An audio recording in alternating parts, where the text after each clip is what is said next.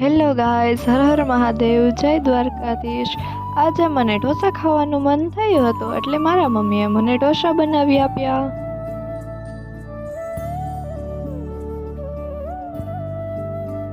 પછી ઢોસા રેડી થયા અને હું જમવા બેસી ગઈ.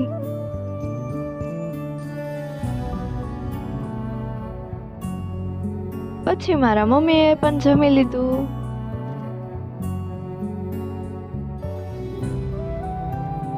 અને આપણે જમતા હોય એટલે હારે તારક મહેતા તો જોવાનું જ હોય. પછી થોડુંક અમે લોકોએ તારક મહેતા જોઈ લીધું.